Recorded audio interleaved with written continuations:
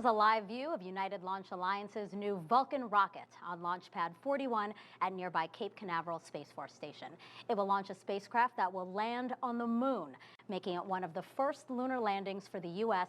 since the final Apollo mission over 50 years ago. Good morning, and thank you for joining us on the Space Coast of Florida. I'm NASA's Megan Cruz, and you are watching the first launch of NASA's CLPS initiative. CLPS is short for Commercial Lunar Payload Services, a model in which NASA contracts space on commercial missions to send science and technology to the moon.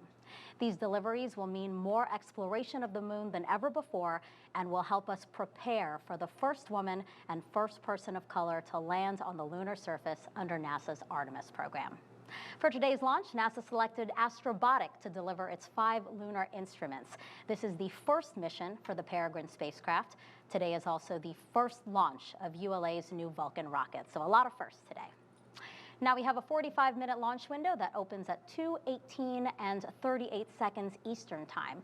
But you'll notice that clock on the upper left-hand corner of your screen. It says T-minus 7 minutes. That's because the ULA team is in a planned hold. Basically, they baked extra time into the countdown to make sure everything's good for launch.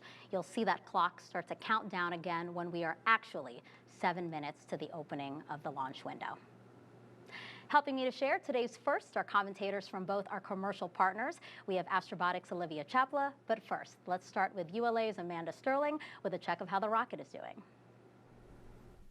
Thanks, Megan, and good morning. I'm Amanda Sterling, a structural engineer and program management leader at United Launch Alliance. I'm joining you from the Advanced Spaceflight Operations Center at Cape Canaveral.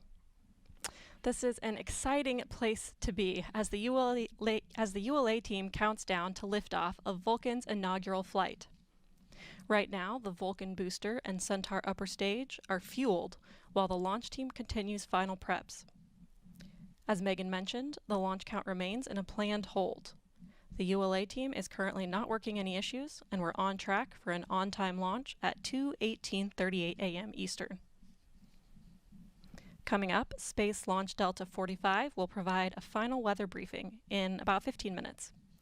At the moment, our weather looks good with just a 15% probability of violation through the 45-minute launch window we have available this morning. Now, I'll send it back to you, Megan.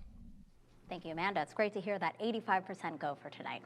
Now let's take a closer look at the Peregrine 1 spacecraft. It's about 6.2 feet tall and 8.2 feet wide, made mostly of aluminum and carbon fiber. The 4 landing legs have a honeycomb design on the inside to absorb Peregrine's touchdown on the lunar surface. Its solar panel is mounted to the top of the spacecraft. The payload decks at the center will carry 20 payloads from 7 countries. And finally, it has over 1 mile of cables and wiring. Our broadcast on NASA TV today will cover Peregrine separation around 3:09 a.m. Eastern Time, followed by acquisition of signals shortly after. For more on the company that built Peregrine, here's Astrobotic's Olivia Chapla. Thanks, Megan, and thanks to all of you for tuning in. I'm Olivia Chapla, and I can't tell you how pleased I am to be here representing Astrobotic as the Director of Marketing and Communications. We're a small but mighty team of about 260 people. Together, our real goal is to make space accessible to the world, and today we are particularly focused on the moon. Astrobotic built the Peregrine spacecraft as part of our fleet of lunar landers designed to deliver cargo, called payloads, to the moon's surface. Over the past 3 years, I've watched the Astrobotic team build this Peregrine spacecraft launching today. I've been there alongside them during the long days, late nights, and for the ridiculously early mornings when we shipped Peregrine to Cape Canaveral in preparation for launch today. I am personally so excited to be here because this mission really marks the beginning of a historic time. The United States hasn't soft landed on the moon since NASA's Apollo program more than 50 years ago, and only a handful of countries have ever successfully landed on the lunar surface. Astrobotic's aim is to not only return the American flag to the moon again with Peregrine, but also to start regular commercial lunar deliveries to the moon's surface. Now, let's hear a little more from our founder and CEO, John Thornton. Astrobotic's goal is to make space accessible to the world, and what that means to us is making it possible for space agencies and commercial organizations, and ultimately the individual all around the world, to access the moon in ways that have never been possible before. The big thing that we're known for is our 2 lunar missions to go to the surface of the moon. Our first one is about to launch, and our second one flies in 2024. Astrobotic already has a wide array of contracts from rovers and landers, and now the beginnings of power systems that can be deployed on the surface of the moon. So we are not only thinking about lunar delivery, we're thinking about the next step.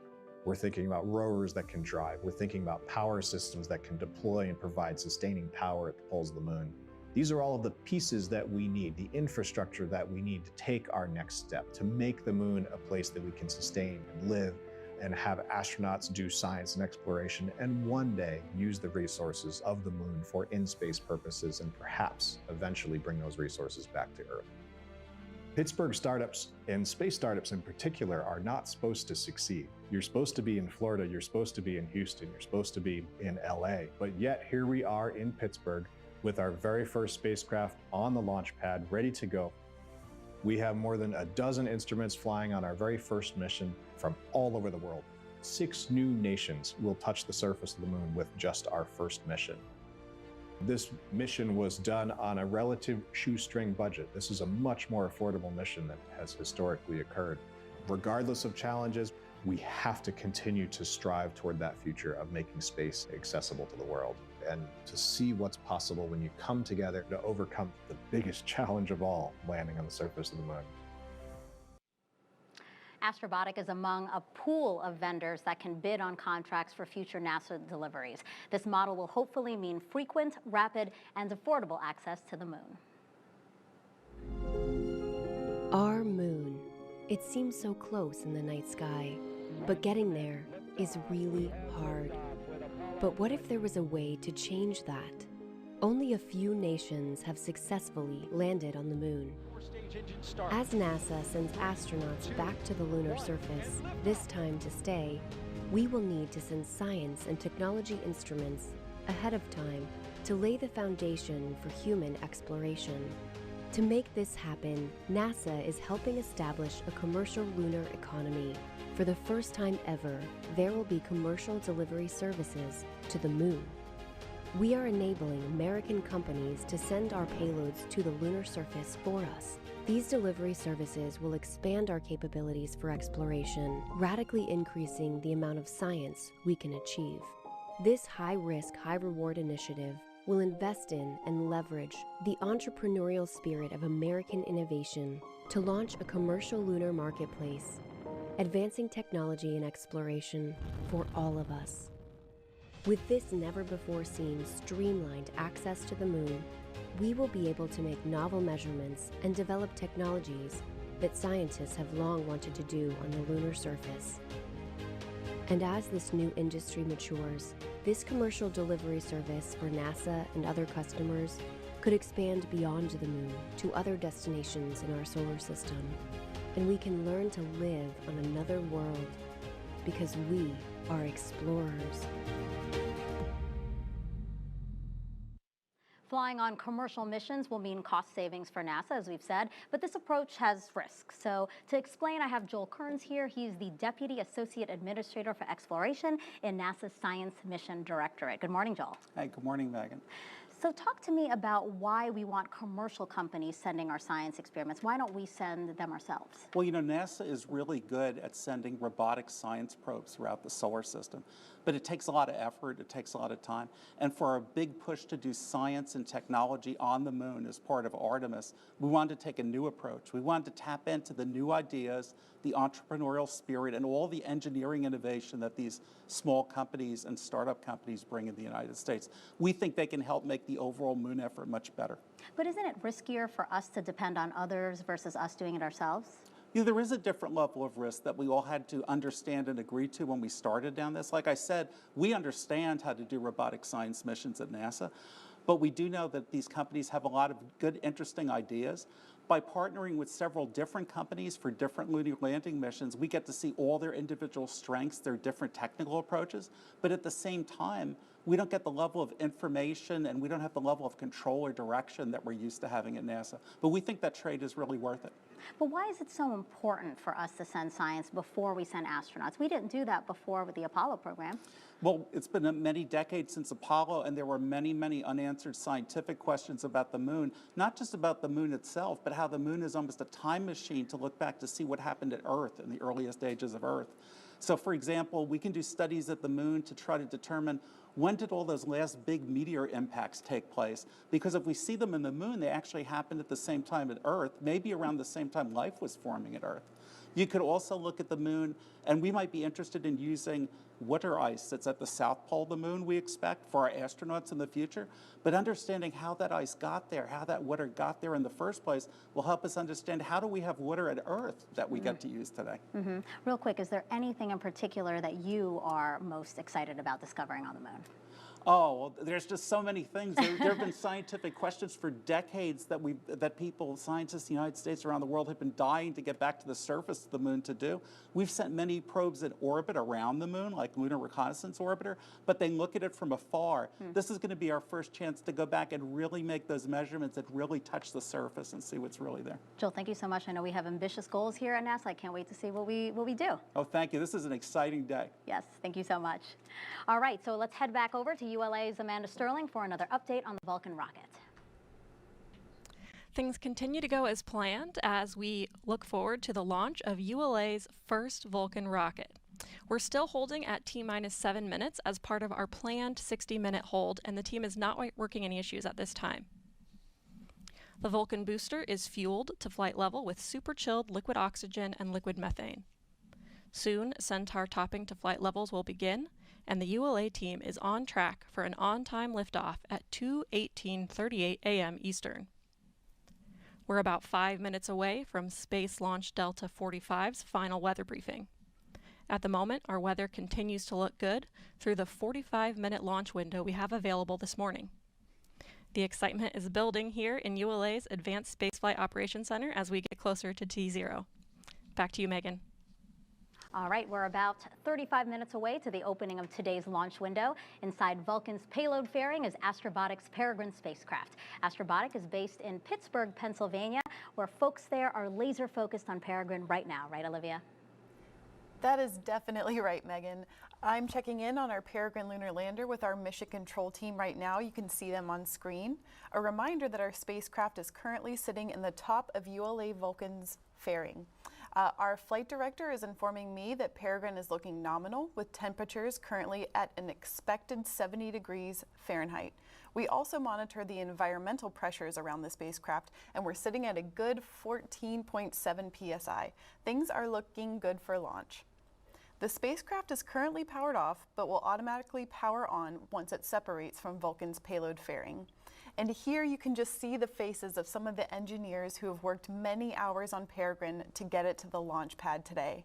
Sitting in the middle left row is Flight Director Anders Solorzano.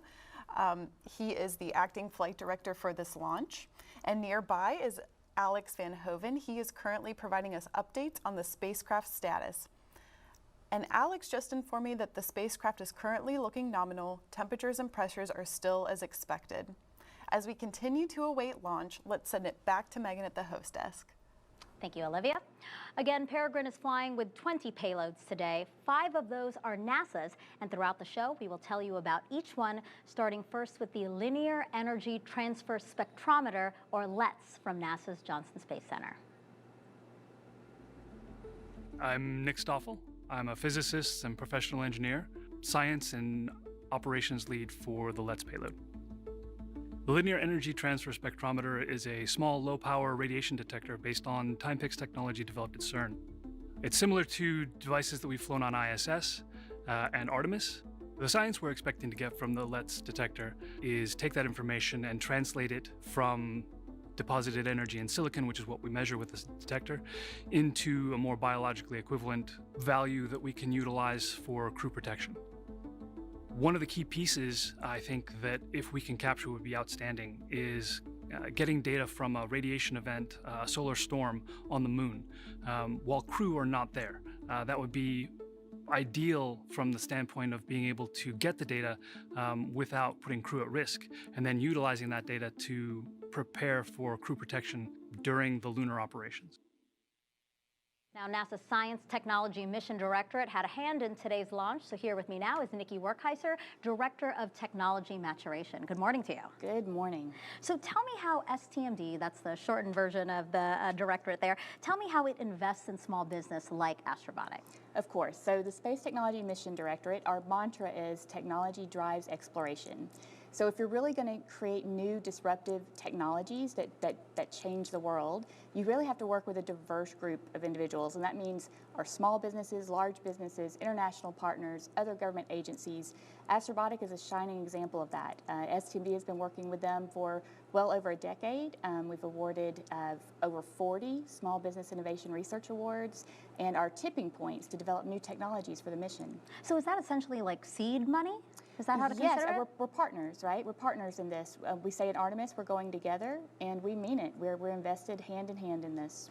And how have those financial awards, how have those helped Astrobotic? So, for example, not only do we have science and different payloads aboard the mission, but actually parts of the lander itself, like our navigation Doppler LiDAR that helps with the guidance, navigation, and control, terrain relative navigation that helps to make sure that they can land in safe spots. You know, the moon can be very treacherous. And also the axial thruster engines on the lander itself are brand new engines that have never been flown before that we're testing on the moon together. How does it feel to see technologies that your directorate developed, you know, helping us get back to the moon? There are not words. I really get goosebumps. And, you know, the funny thing is, if you'd asked me as it was a child, of course, it's the amazing engineering and science feats that we see happening. But as a child that was raised in a family of a small business, doing this together with small businesses, this being our NASA and going together to the moon, is really just incredible. Yeah, just what do you think about that, again, that we're bringing in as many as we can with us back to the moon? You know what I think? I think that means success. Yeah. I think it's going to require all of us and our mutual strengths to make it happen. Thank you, Nikki. I really appreciate you being here, and I hope you see a beautiful launch today. Me too. Let's go. All right, we're just about under 31 minutes to the opening of today's 45-minute launch window. After Peregrine 1 today, Astrobotic will deliver another payload for us, and that's our Viper rover later this year.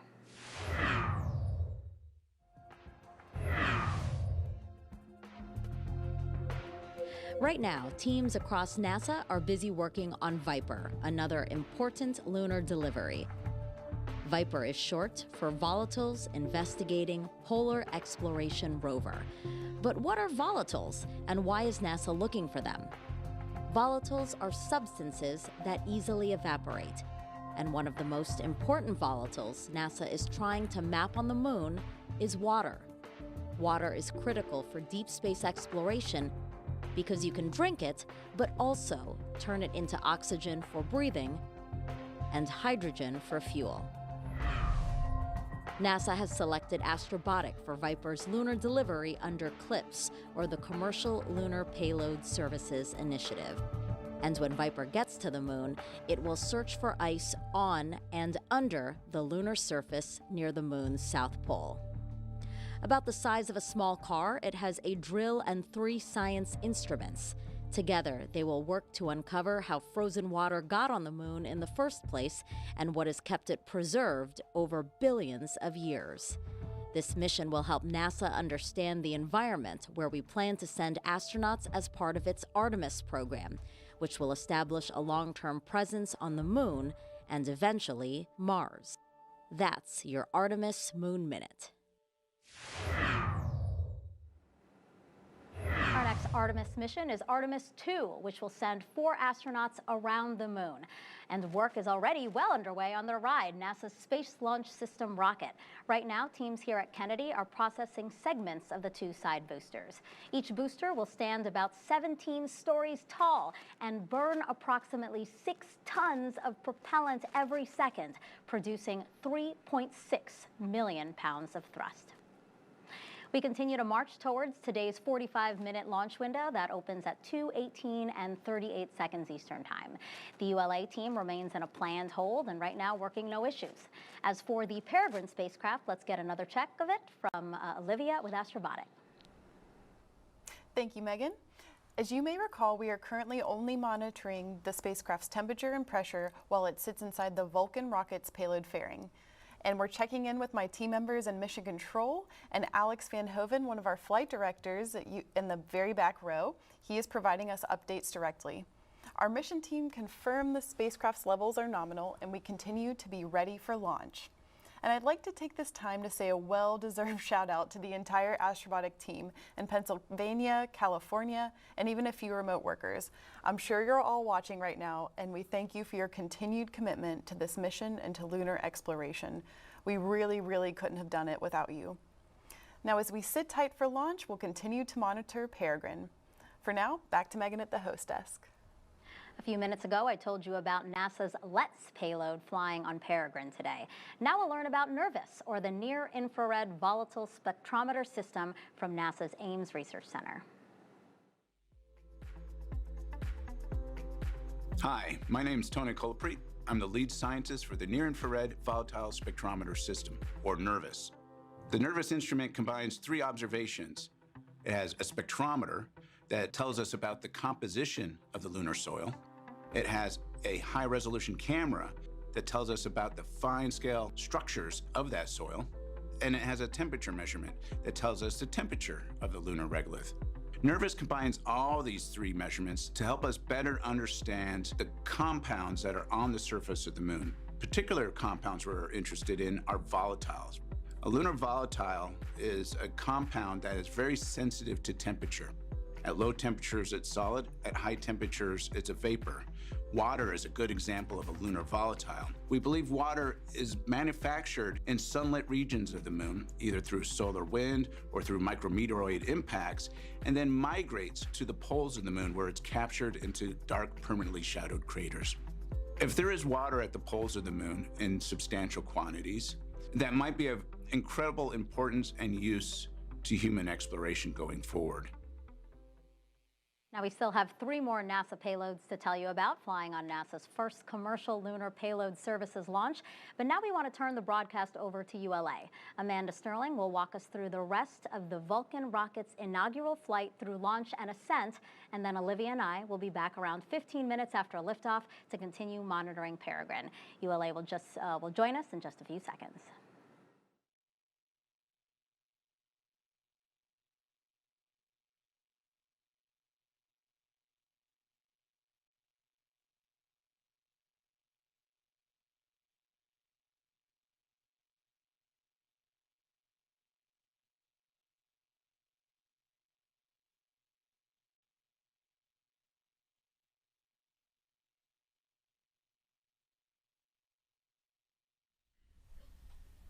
Good morning. I'm Amanda Sterling, a program management leader and your host for ULA's live coverage of the inaugural Vulcan launch. I'm joining you from ULA's Advanced Spaceflight Operations Center at Cape Canaveral Space Force Station in Florida. Thanks for staying up late or getting up early with us for today's exciting first launch, Vulcan's Certification Flight 1, or Cert 1. This is the first of 2 planned test flights to support full certification of the Vulcan rocket for U.S. government missions. On board the Vulcan rocket today is Astrobotic's Peregrine commercial lunar lander on a mission to intercept the moon, and the Celestis Memorial Spaceflight payload Enterprise, flying to deep space with the Centaur upper stage. Liftoff is scheduled for 2:18:38 a.m. Eastern, and we have a 45-minute launch window this morning. In addition to watching our webcast, you can also follow the live mission progress at ulalaunch.com. About 30 minutes ago, the count entered a 60-minute planned hold. We have 2 planned holds in our launch count, which give our team additional time to resolve any issues prior to entering the terminal count. At this time, the team is not working any issues, and we're proceeding towards an on-time liftoff. We're excited to partner with NASA on today's live broadcast. Together, we'll be continuing our coverage through end of mission.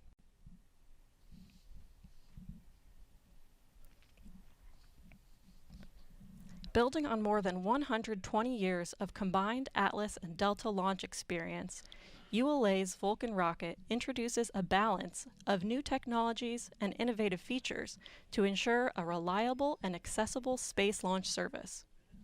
Let's hear more about this incredible launch vehicle from ULA Business Development Director Tom Burkholder and Vulcan Chief Engineer RJ Sansom. So RJ, can you discuss a little bit of the when you began the design of Vulcan and what that meant? Yeah, when we started the design of Vulcan, we were looking at our national security space customer and designing a launch system that would meet their needs. And we focused on being able to provide lift for the most difficult, stressing mission, which is a high-energy mission. We designed a launch system that's flexible. We have the ability to add solid rocket boosters, take them off, to tailor the performance that we need for that particular customer's mission. We have an extremely capable upper stage in the Centaur 5 that provides performance that exceeds all the capabilities that our customer needs. And in the end, we've got a launch system that exceeds all of our national security customers' requirements and enables us to provide performance for commercial customers or other customers that will meet their needs now and into the future. That's great. And as we look at how the customer received that vision, we definitely saw that they were aligned with it as they contributed to the development from the Space Force to NASA and commercial customers. And so I was wondering if you could also talk on the partnerships that you had in the development. Yeah, from the beginning, we partnered with industry partners who have expertise and capabilities to help us bring new innovative technologies, as well as to leverage existing technologies. So we brought a very capable yet new design forward that was a low-risk option. We partnered with Grumman on development of new rocket boosters. The first variant of that flew on Atlas with a tailored version that was tailored to provide specific performance for Vulcan. We partnered with Rocketdyne on development of RL-10 and implementation on that, again, first flight on Atlas and then flying again on Vulcan. Partnered with Beyond Gravity on composite structures. And then we partnered with Blue Origin to develop a new main stage propulsion system, the BE-4, the first Oxford stage combustion engine developed domestically. So, industry partners brought a lot to the table for us. That's great. And then as we look at what this has meant to the market, it's been fantastic. And I was wondering if you could share with me how the Vulcan design has evolved as we've started to look at the commercial market with Project Kuiper. Yeah, we had a really capable launch system to start with. And as we looked at the commercial market and the focus on LEO, we decided that a small change to our design, a small change to the upper stage would give us increased performance and ability to lift more spacecraft to the low Earth orbit and really position us well for supporting the Kuiper contract and our Kuiper customer. Yeah, and the result of that was the largest launch contract ever. And so with that, Vulcan has positioned ULA to help support national security, NASA, and our commercial market. So we're very excited about the future. Go Vulcan, go Centaur, go Cert-1. I'm now joined by ULA President and CEO Tori Bruno. Tori, thank you so much for joining us on this monumental day. I've been a part of the Vulcan team for a number of years, so I know how focused the whole ULA team has been. Can you talk a little bit about the teams that came together to design, build, and now launch this rocket?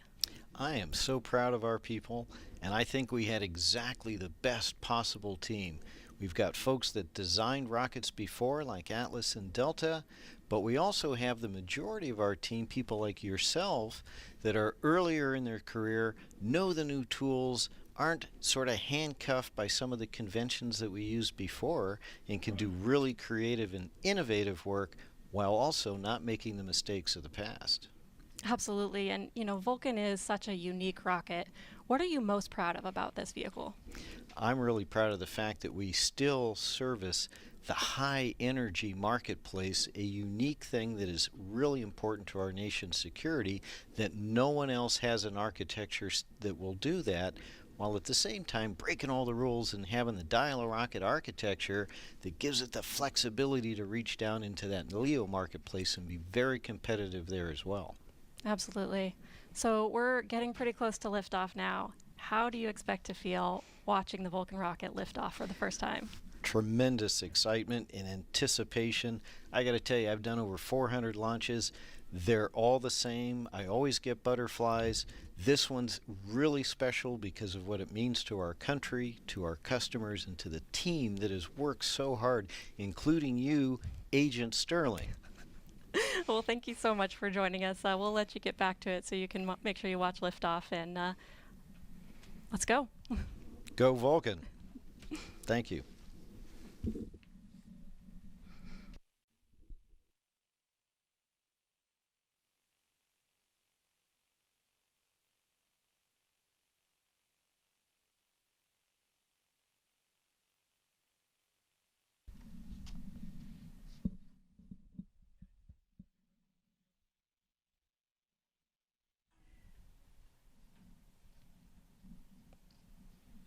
On board the Vulcan rocket today is Astrobotic's Peregrine commercial lunar lander. Peregrine is the first spacecraft in NASA's new CLIPS initiative to have American companies send its science experiments to the moon. Astrobotic is a full-service lunar company. It starts with our terrestrial testing and development services that can build and test propulsion systems on Earth, to the sensors that make precision landing possible, to our rovers that will deploy down on the surface of the moon. The big thing that we're known for is our 2 lunar missions to go to the surface of the moon. Our first one is about to launch, and our second one flies in 2024. The Peregrine mission is important because it's among the first commercial missions to return to the surface of the moon. This is the dawn of a new era of affordable, routine, regular access to the surface.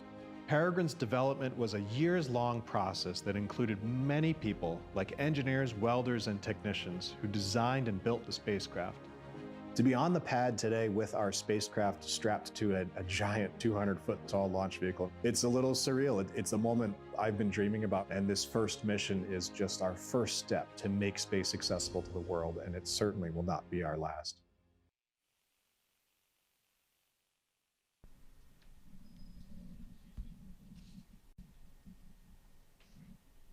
Line item 911 has been disabled. Roger. Also riding atop today's Vulcan rocket is the Celestis Memorial Spaceflight payload. Let's learn more about this mission.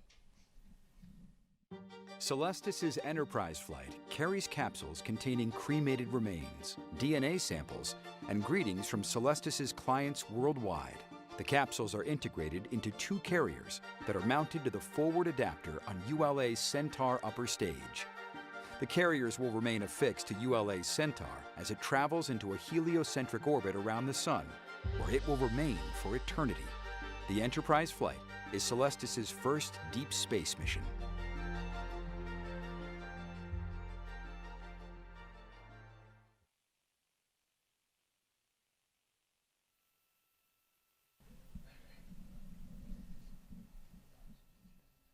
Flight control, LC. Go ahead, this flight control. Reduce Vulcan hydraulics to standby. Roger.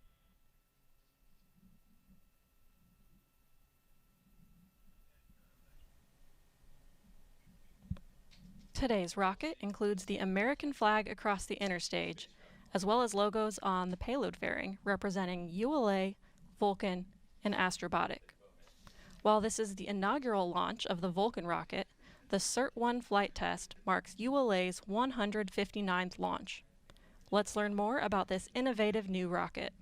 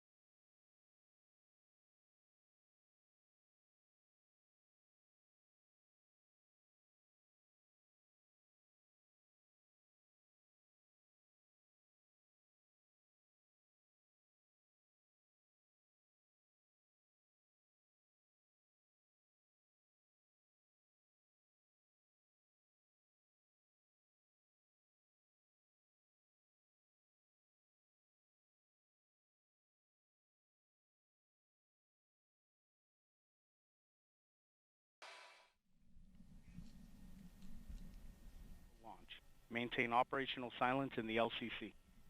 Go, LOX 2. Center LO2 at flight level. Roger. Terminal count briefing. If a condition exceeds a launch constraint, anytime after the terminal count status check, the observer shall announce hold, hold, hold on channel 1, identify their station, and briefly state the reason for the hold. RLM, verify redline monitor and event table on the correct configuration for terminal count. Verified. As we approach the terminal count pole, let's check in on today's weather. The Space Launch Delta 45 forecast for this morning's launch is looking good. The probability of violating launch constraints is 15%. Ground winds are 15 to 20 knots out of the north, and the temperature is 57 degrees Fahrenheit. The primary concern for launch is the thick cloud layers rule. L minus 11 minutes.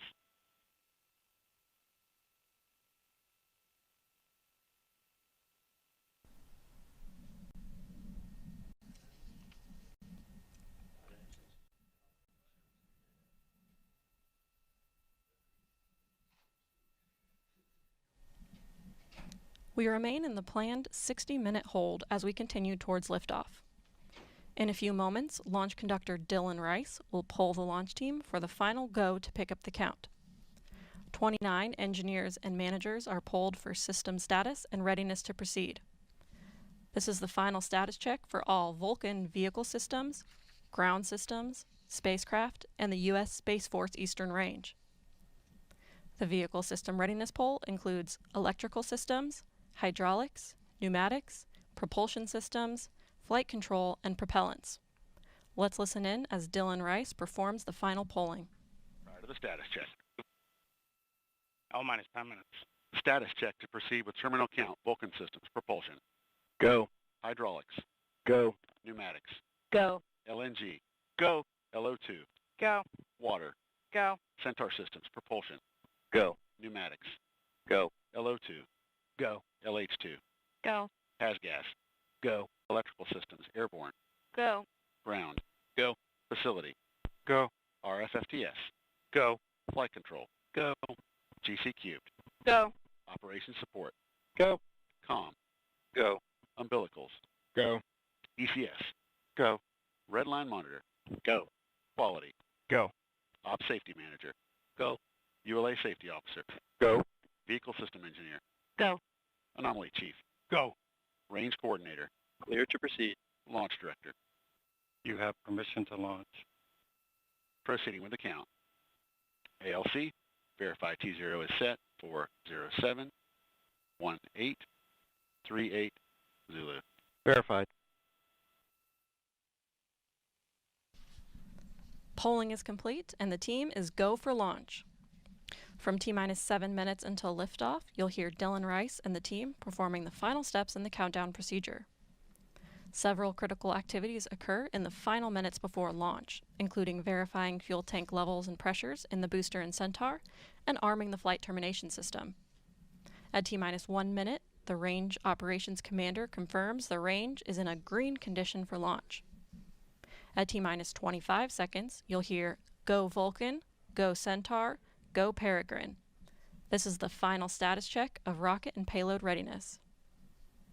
At T-minus 7 seconds, ROFI sparklers will ignite, followed a second later by initiation of the launch pad water deluge system. At T-minus 3 seconds, the main engines ignite.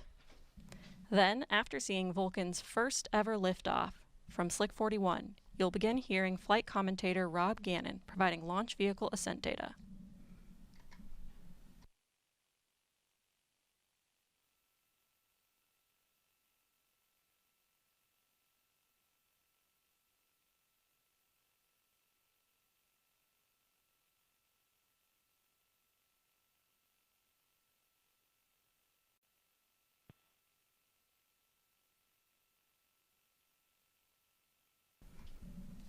This is Vulcan Mission Control at T-minus 7 minutes and holding. We anticipate releasing the hold in just a few moments.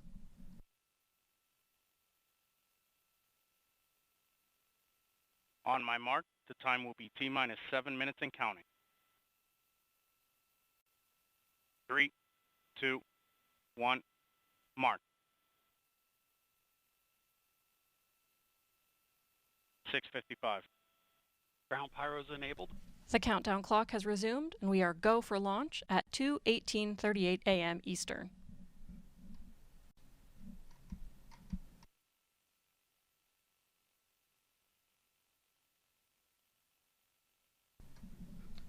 After liftoff, ULA's Vulcan rocket will head east from Space Launch Complex 41. Here's a look at today's ascent.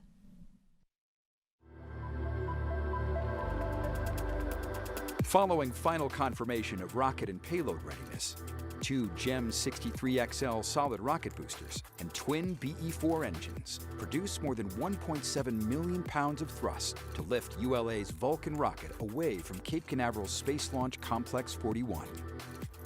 Shortly after liftoff, the rocket begins a pitchover to attain the proper flight path while minimizing the dynamic pressure it experiences during flight. Vulcan then reaches Mach 1, the speed of sound. With the ability to add 2, 4, or 6 solid rocket boosters, or SRBs, Vulcan can be precisely configured to take any mission to space, from low Earth orbit to Pluto and beyond. These boosters augment the rocket's total thrust at liftoff, adding approximately 460,000 pounds of thrust per SRB. With their propellant expired approximately 90 seconds into ascent, the SRBs burn out, followed by jettison. Jettison time is variable, occurring between 100 and 150 seconds after liftoff, depending on mission requirements. Vulcan's guidance system then activates to steer towards the precise target in space. First stage flight continues as the rocket crosses the Kármán line, entering space.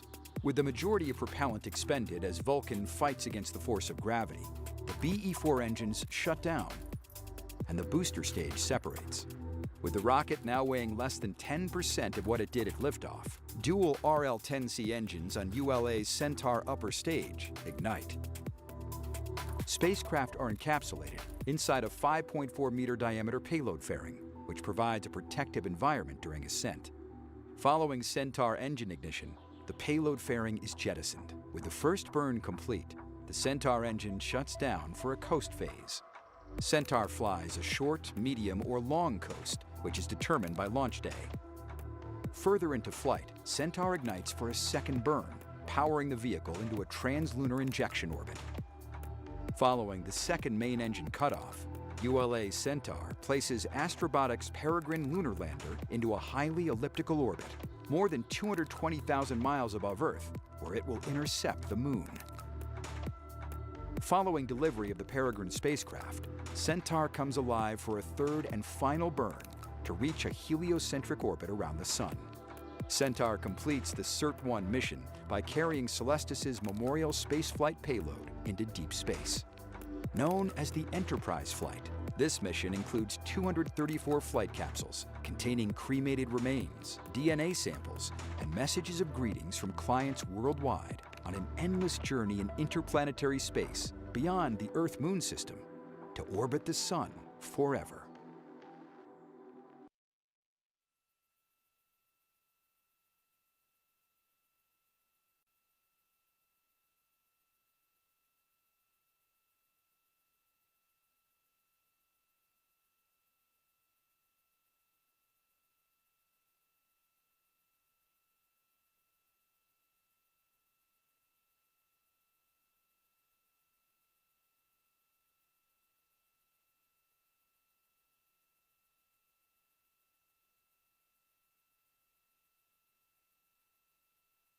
$249.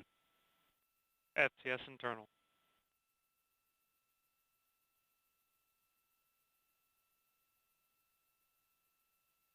$238.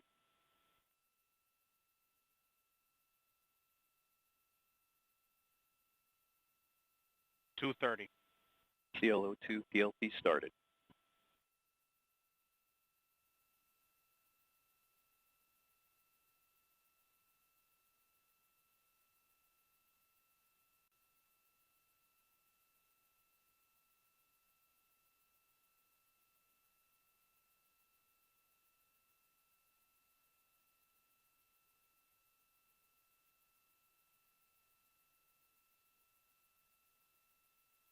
159. Vehicle internal. T-minus 2 155. minutes. The launch vehicle, payload, ground systems, and eastern range are go for launch. For those of you just joining, I'm Amanda Sterling, and I'm your host for today's live coverage of the inaugural Vulcan rocket launch.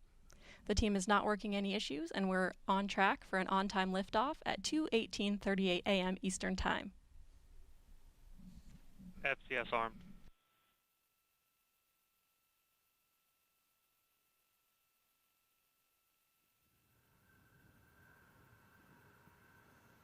$120.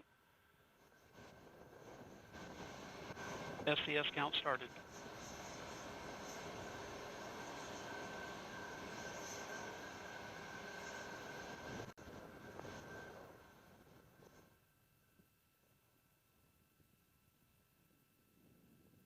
One minute.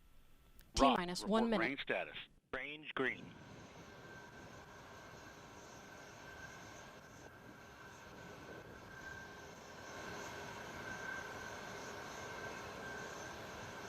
$45.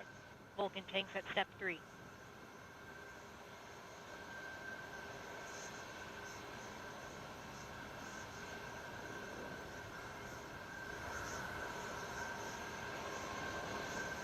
$30.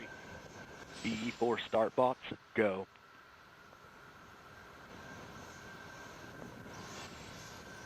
Status check. Go Vulcan.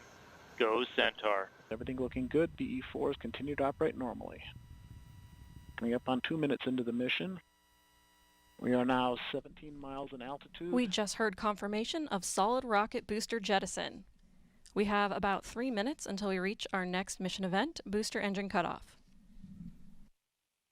And we see booster PU correcting towards a nominal MR. Everything looking good.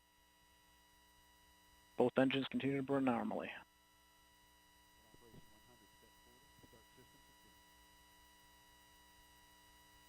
And we now weigh approximately half of our liftoff weight. Everything looking good. And we fired the power valve, activating the reaction control system. On the upper stage, pressures are rising. As expected, PE4 continues to operate normally.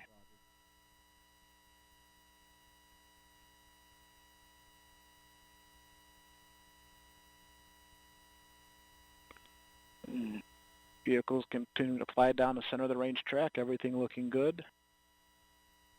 33 miles in altitude, 52 miles downrange, traveling at 4,000 miles per hour.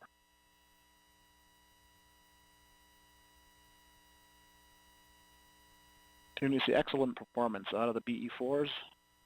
Chamber pressure nice and smooth.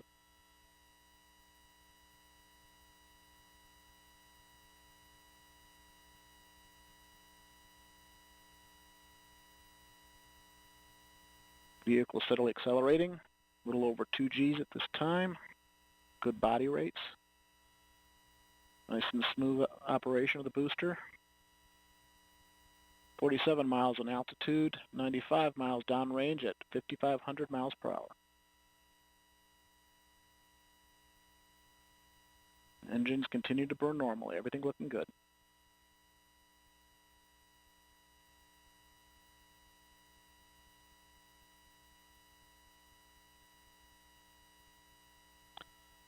And the vehicle now weighs 1/4 of its liftoff weight as we pass through the Kármán line. Next mark event we're looking for is boost phase chill down on the Centaur main engines.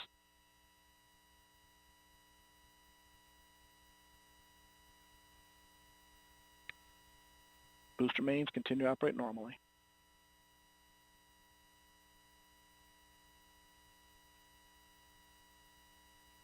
And we've begun boost phase chill. Housing temps are dropping as expected.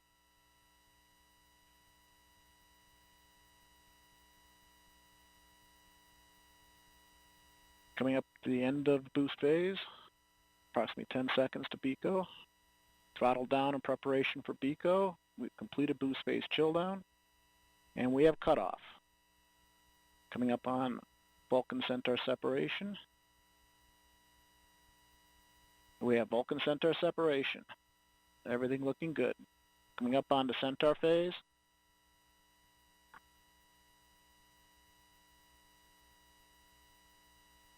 and experiencing a bit of data loss here. We've recovered the data. It's like Centaur engines are up and running normally, good steady state pressure, and we've just jettisoned the payload fairing. 2 good brake wires.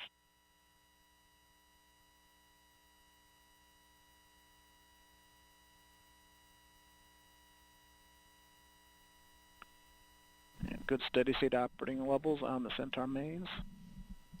2 good engines. Gone to open loop control on Centaur PU. This is Vulcan Mission Control at T plus 5 minutes 57 seconds. We just heard flight commentator Rob Gannon confirm the successful completion of the early phase of today's flight, and all systems continue to operate nominally.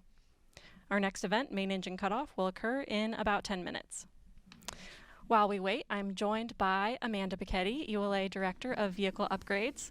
Amanda, thank you so much for joining us, and I know it's still early, but congratulations. Thank you. You as well. This is amazing. How did it feel to watch the Vulcan rocket lift off for the first time? Oh, just absolutely amazing. I didn't expect it to be the way it was. It just, my heart is still pounding. It was excellent, and just I'm so proud of all the work that the team did to get where we are today. Absolutely, and developing a new rocket is an enormous endeavor of which you were a huge part. Again, we're still early, but how do you imagine the whole Vulcan team is feeling right now? I feel like they have to be the same way, you know, smile ear to ear. I know the team is at all our sites, friends and family. They've been supporting us for many years to get to where we are, so I'm sure they are jumping up and down just like me. It's been amazing. How is the Vulcan rocket going to change the industry?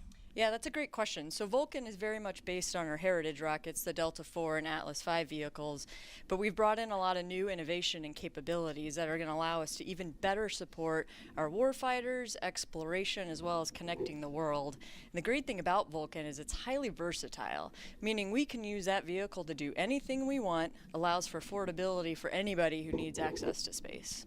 Absolutely. And so this is the first certification flight. What are the next steps for Vulcan after this? Yeah, so with the first flight, we are well under the way from a certification perspective. We do have a second flight that we'll need to do here later this year. Once that completed, we'll have about 2 months or so of post-flight data testing, and then at that point we will be certified by the U.S. Space Force, and we will be ready to fly all of their important payloads for them. Awesome. Well, again, thank you so much for joining us, and we'll let you get back and watch the next mission Excellent. events. Congratulations again. Thanks, you too.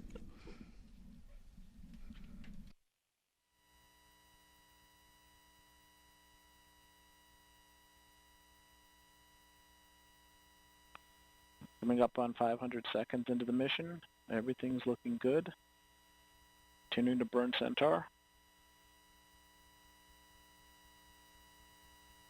Body rates look right as expected. Steady acceleration, just under half a G. And we are now 235 miles in altitude, 836 miles downrange, traveling at 11,150 miles per hour.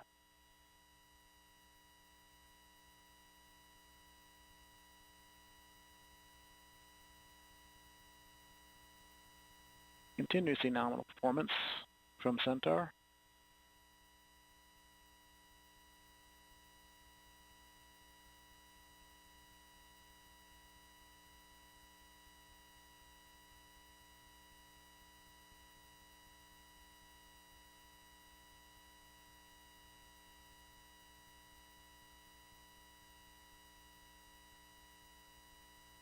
And approaching the halfway point of this first burn of Centaur, everything looks good.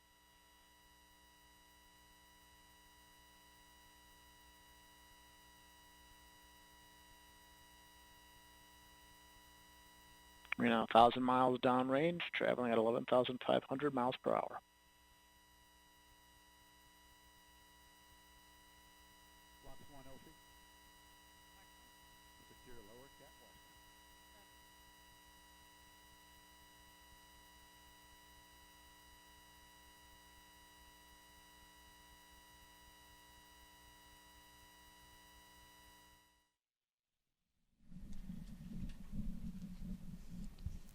This is Vulcan Mission Control at T plus 10 minutes 7 seconds.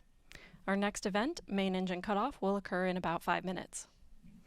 While we wait, I'm joined by Eric Monda, part of ULA's mission design team. Eric, thanks for joining us. Hi, Amanda. Thank you for having me. Of course. So we're still pretty early in this flight today, but can you tell us how the data's looking so far? Yeah, absolutely. So I just want to say that it was so exciting. I ran outside so I could watch this thing lift off, and that was so cool after so many years of development to watch this thing fly. That was fantastic. Absolutely, I bet. Yeah. So what is the data showing us so far? Yeah, absolutely. So I've had a very quick look. Obviously, we're very early in the flight still, but I've taken a look at the SRB performance as well as the booster performance so far, and everything looks just spot on, just perfect. Fortunately, we've had a lot of these systems on Atlas and Delta for a long time, and so we've had a lot of flight data to anchor our models, and everything is lining up just like we would expect. Awesome. Yeah. So a lot of the audience has seen us switch from this live view of the launch from our rocket cam to this animated representation of the vehicle in space. Can you talk a little bit about why we make that switch and how this visual is populated? Yeah, absolutely. So when we first lift off, we have a feed directly from the cameras that are on the rocket back to the launch site here. And so with that, we can get the video feed that we need in order to provide those images. As we get further downrange and we go over the horizon, we no longer have that direct link. And so we rely on NASA's TDRS system to send telemetry from the vehicle back down to us on the ground. In that telemetry data, we get information like position and attitude and velocity, and so we use that to drive the animations you see here. Okay, so we're looking at real data, what's happening. It's just a graphic of it instead of the real thing. That's exactly right, yes. Awesome, that's really cool. So, today right now we're in the first of 3 Centaur burns. Can you talk a little bit about why we need 3 burns and how we use those 3 burns to complete our mission today? Yeah, absolutely. So the first burn performs our injection into low Earth orbit. Unfortunately, if we just continue that burn from that point in time, we wouldn't necessarily be aligned with where we need to be in order to get to the moon. So what we do after we get to low Earth orbit is we shut those engines down, we coast around until we get to the right spot to do that, and then we light those engines up again. When we do that and complete that burn, that will allow us to send the Astrobotic Peregrine lander onto the moon. So we shut those engines down again. We are ready to do that, and then start them up one more time in order to do the third burn. And that's what's going to take Celestis' Enterprise mission out to deep space. So let's talk a little bit about where these things happen. We're going to go ahead and shut down the main engines on the Centaur when we get about halfway across the Atlantic Ocean, and then we're going to coast the rest of the way across the Atlantic Ocean, across Africa, and go ahead and start the engines up again when we get to Madagascar. And that's where we'll do the second burn, and then we coast again until we get about to Papua New Guinea. And when we get over Papua New Guinea, that's where we'll go ahead and do that third and final burn. Okay, so you mentioned a couple of these key milestones that are ahead of us. What can everyone expect to see as far as the timeline of these mission events as they continue watching today? Yeah, absolutely. So looking at the clock right now, looks like we've got about 2 minutes, a little over 2 minutes left here in the first burn of the upper stage. We're going to coast for about 30 minutes after that as we do that coast across the Atlantic Ocean and across Africa. The second burn will be about 4 minutes long, and then we'll have another coast for 30 minutes before we have a pretty short, like 20-second burn for the final burn. Once we've done that, then we've got some engineering demos we're going to do before we finally safe the stage and shut everything off. And then about 4 days later is when the Centaur will leave the Earth-Moon system and be off on its way to deep space. Awesome. Well, thank you so much for sharing that with us, and thanks for joining us today. And we'll let you get back to watching those next events. Absolutely. Thanks so much, Amanda. Thanks.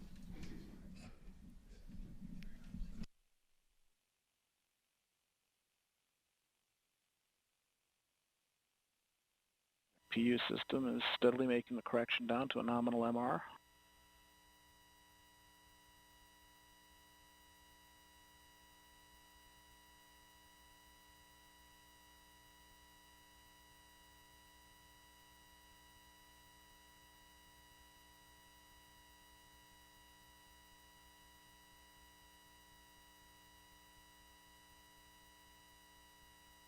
Or 1 minute, D'Amico. Both engines firing normally.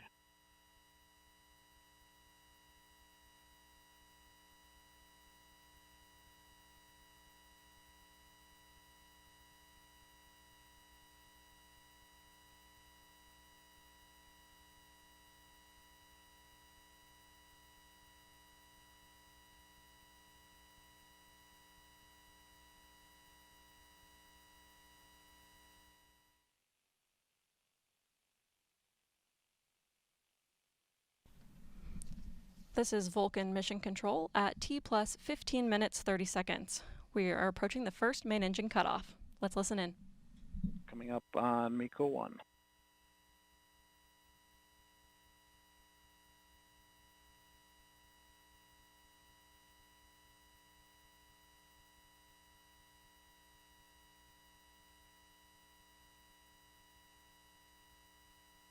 On to open loop control on MECO. We have cutoff.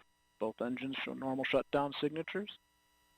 We have settling established, 85% duty cycle. We are now in a 27-minute, 51-second coast duration to second burn of Centaur. This is Vulcan Mission Control at T plus 16 minutes 20 seconds. We just heard flight commentator Rob Gannon confirm successful cutoff of the first main engine, and all systems continue to operate nominally. Our next event, Main Engine Start 2, will occur in about 27 minutes. At this time, we'll pass the broadcast back to the NASA team to continue with mission coverage through the coast phase.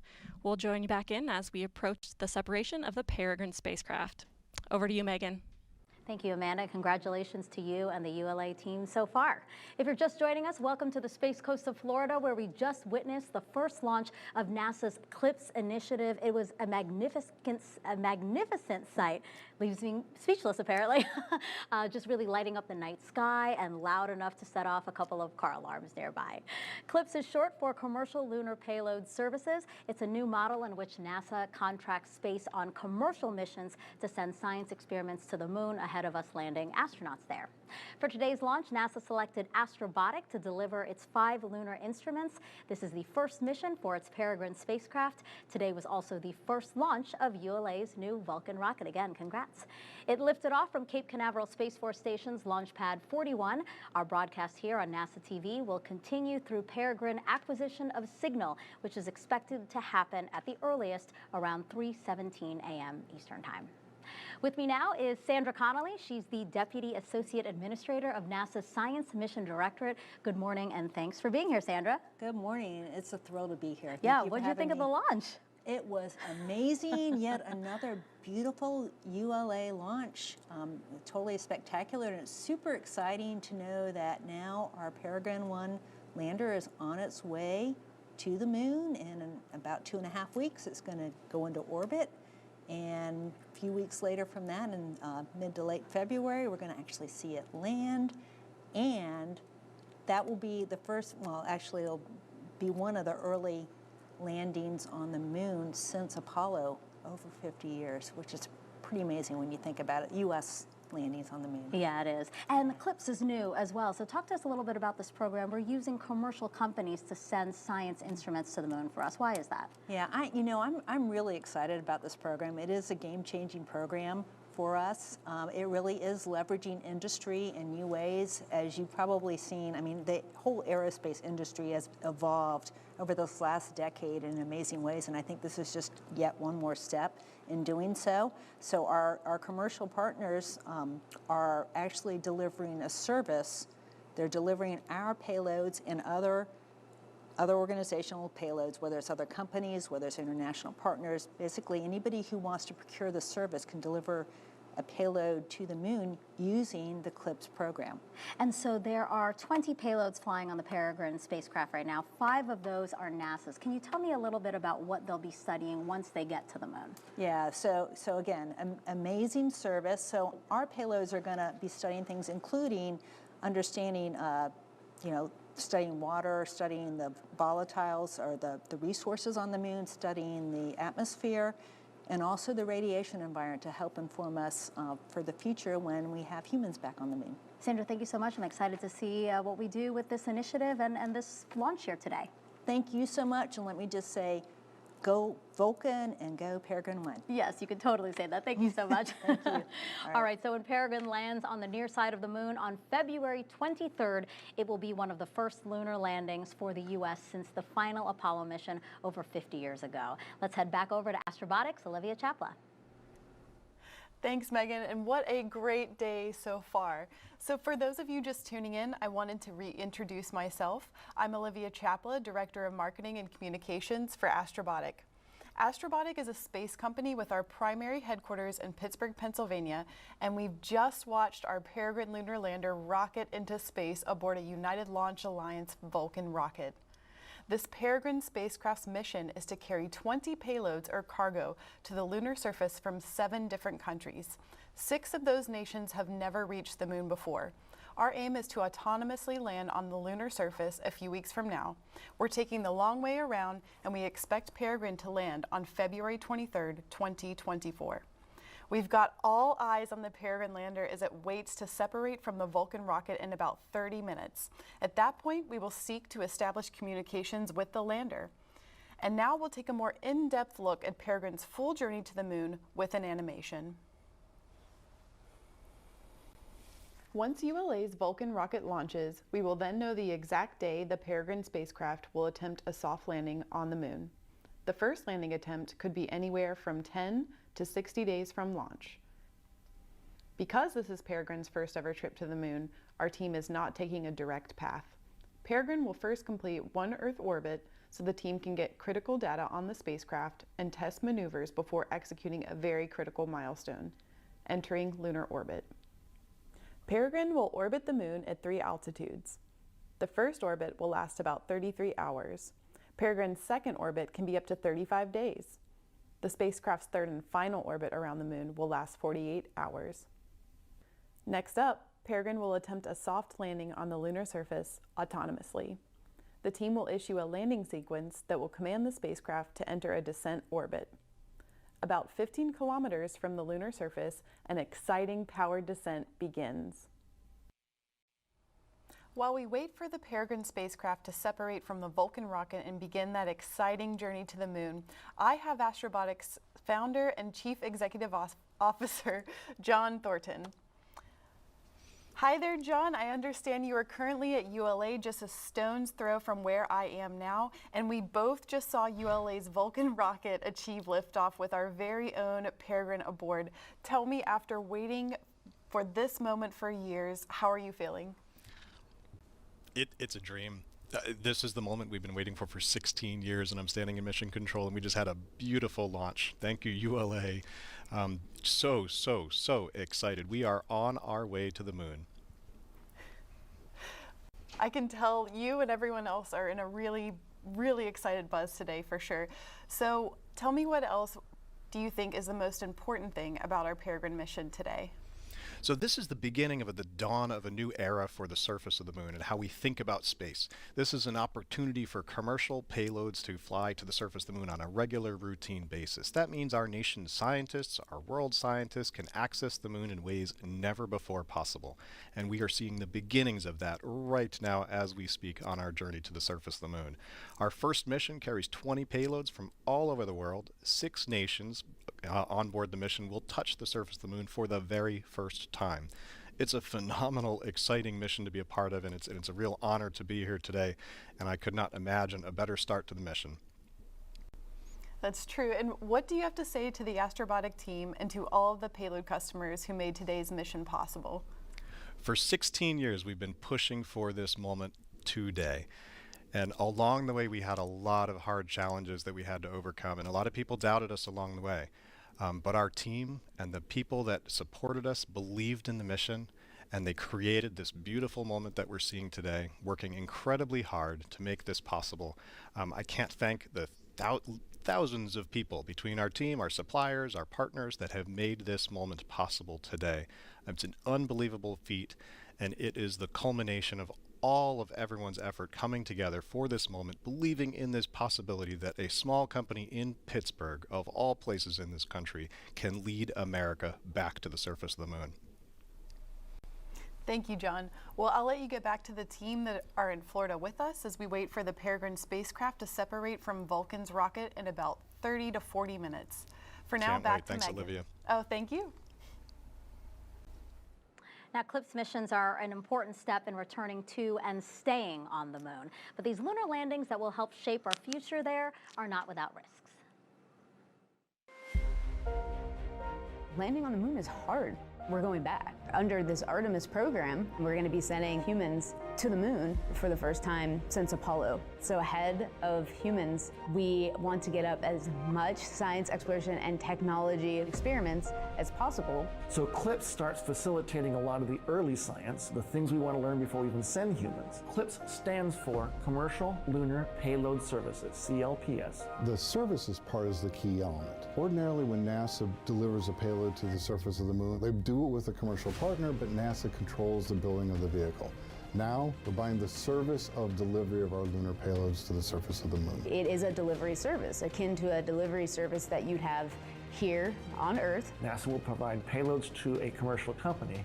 They decide how to get it to the moon. They have to develop their own lander, but they also have to manage the entire end-to-end mission. It's meant to provide affordable, rapid, frequent access to the lunar surface through American companies. We're funding different companies. We have commercial companies that are competing to win task orders to deliver our payloads to the surface of the moon. One of the goals when we started CLIPS was to help establish a lunar economy. Somebody has to do it first, and then it becomes commercially available. Then they're able to crank the nut. Then they're able to make it more affordable. And so the lunar surface is just the next frontier for a commercial environment. But we had to acknowledge up front, all the way through the highest levels of the agency's leadership, that some of them will fail. These missions may not be as successful as a traditional NASA mission. We have accepted the risk that going through this innovative approach with these commercial companies, that there could be some failures. Some of them are new companies. None of them have ever successfully landed on the surface of the moon. So they're going to learn lessons. We need to give our vendors the opportunity to learn. And so that'll help ultimately buy down our risk as these companies learn, okay, what does it take to actually build up the lunar lander, integrate payloads, get to the lunar surface and land safely. They've been able to demonstrate that they have very, very good technical depth and the ability to design and execute missions. We're willing to take more shots on goal. We aren't risking human lives. And in the big picture, if we're flying missions at 1/10 of the cost of a NASA mission and we fail 2 of them, we still get 8 missions for that same price. Even with 1 or 2 or 3 failures, this is still a very economical proposition. It's a risk posture which is more risk tolerant than NASA is accustomed to.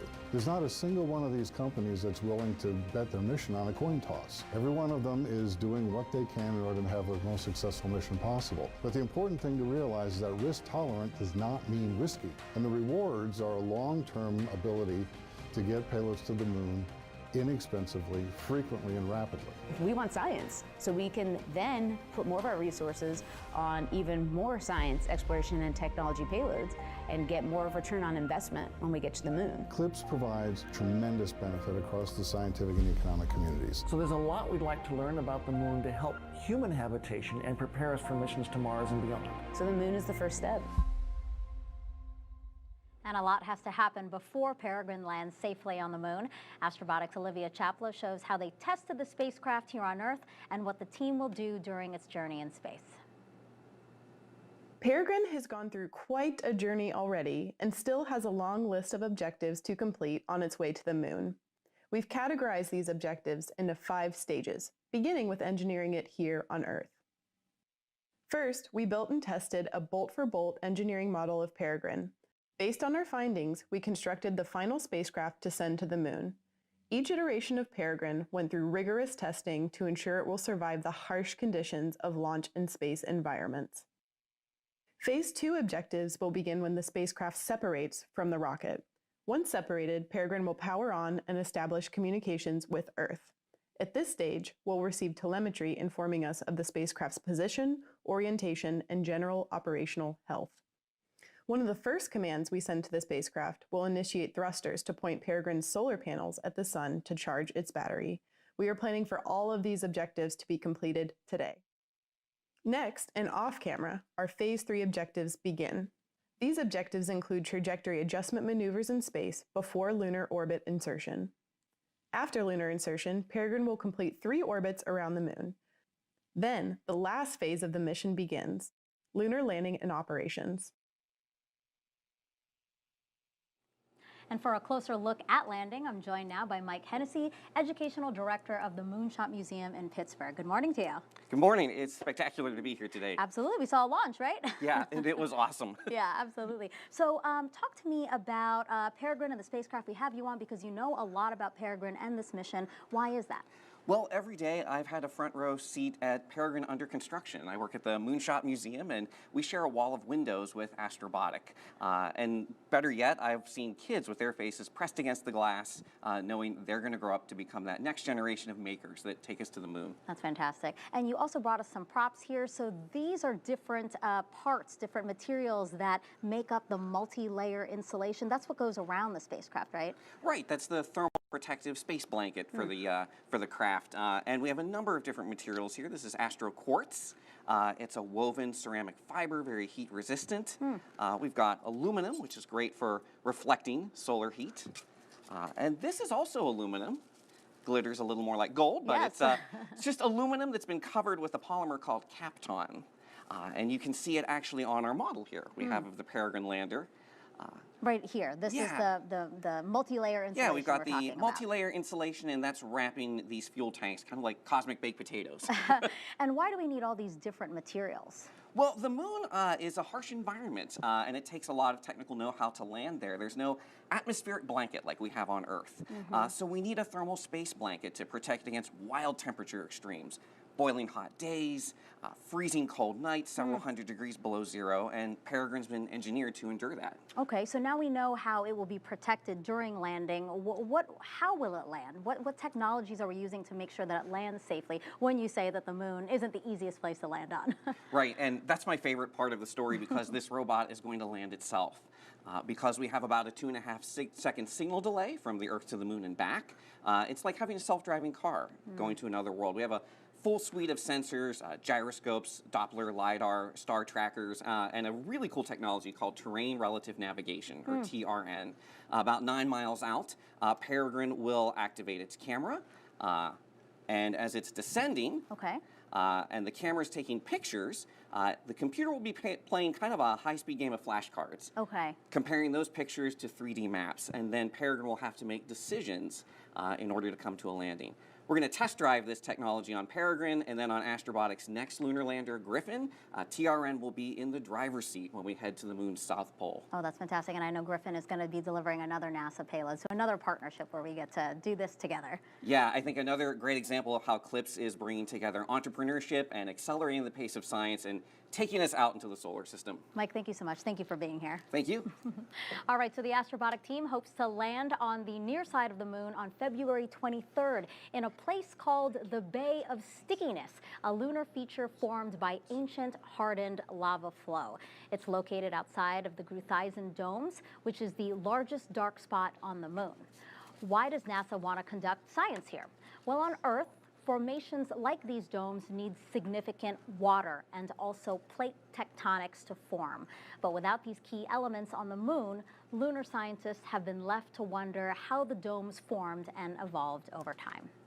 We'll, of course, have coverage of the landing on our NASA Plus app or whichever social platform you watch us on. Now, earlier in the show, we told you about the NERVIS payload from NASA's Ames Research Center. The other payload from Ames is the Neutron Spectrometer System, or NSS. I'm Rick Elphick. I'm the principal investigator of the Neutron Spectrometer System aboard the Peregrine 1 lander. NSS measures neutrons coming out of the lunar soil, and the neutrons tell you a lot about the makeup of the lunar soil. The neutrons that we measure with the neutron spectrometer are specifically related to the presence of hydrogen, the H in H2O, or water, and that's its real purpose, is to locate water, to actually act as a divining rod. Peregrine will be landing in a location where we really don't expect very much water, if any at all. But it's an interesting experiment. The exhaust system of its descent engines will actually spray paint the surface with its exhaust. And part of that exhaust is water, and some of that water is actually going to stick onto the surface of the moon. Then after we land, NSS can monitor how that water goes away as the sun rises at the landing site and the day gets warmer and warmer. Water is really important as a resource for exploration. Astronauts need it for drinking water, but you can also use it by splitting it up into hydrogen and oxygen as rocket fuel. So if you can find water in place where you're going to, that means you can use it there and not have to bring it up from Earth. Now, NASA has 2 more payloads flying to the moon today. We're going to tell you about both of them in just a few minutes. But first, let's introduce you all to Chris Culbert, Program Manager for CLIPS out of NASA's Johnson Space Center. Good morning to you. Good morning, Megan. Thank you. It's a wonderful day. It is. We just watched the launch. What did you think? It was amazing. Oh, my God. What a wonderful feeling. That rocket was gorgeous. Yeah, and so NASA has 5 payloads hitching a ride. Tell me about the different things that they'll be studying and why they're studying those things. So this early mission for CLIPS, this is our first mission. So our first 2 early missions are mostly carrying small instruments that help us learn more about the environment at the moon. As we get further into CLIPS in future missions, we'll raise the complexity and start studying more complex, more difficult questions. But at the beginning, we're mostly trying to characterize what the moon is like, what the radiation does, what kind of environment we can find there. It doesn't have an atmosphere, but there's particles and dust and other things. We're trying to get more information about that so that we can help guide future human missions more effectively. And how soon could we see data from some of those instruments so that we can start creating that fuller picture? We'll start getting data back within hours of landing on the moon. Wow. Now, the scientists will need some time to analyze that information and turn it into the kind of information that helps guide future missions. But we should be getting data back from the moon within a few hours of landing, and we'll all three for as long as 14 days on the moon. We'll be gathering that data.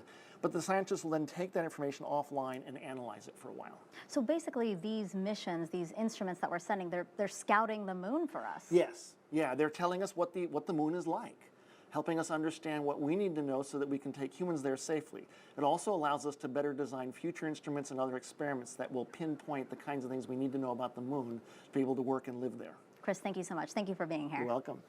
Okay, so we're now less than a few minutes away until the Peregrine spacecraft separates from Vulcan's Centaur upper stage. We're going to go back to ULA for that milestone, but before that, another quick status update on Peregrine from Olivia. Thanks, Megan. And now I'm checking in on Astrobotic's mission control team. In about 20 to 30 minutes, they're expecting Peregrine to power on and then try to communicate with them on the ground. Peregrine will establish ground communications with NASA's Deep Space Network, and then we will begin receiving telemetry. As we wait for those milestones, here's an in-depth look at the inner workings of the Peregrine lunar lander. And now we'll take a look at the Peregrine spacecraft. You'll notice that we've removed the MLI or multi-layer insulation so we can better see the inside of the spacecraft. Throughout Peregrine's journey, they'll keep an eye on the spacecraft's temperatures, pressures, power levels, and communications system. Solar panels at the top of Peregrine charge its batteries to power the spacecraft. Moving down towards the center of the spacecraft are the payload decks.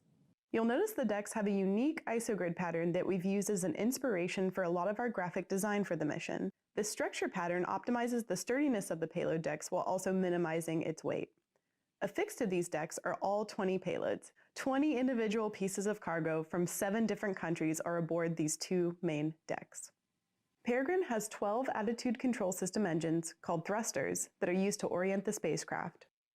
You can see 4 large propellant tanks filled with monomethyl hydrazine and multiple mixtures of oxygen-nitrogen, or MON, as oxidizer.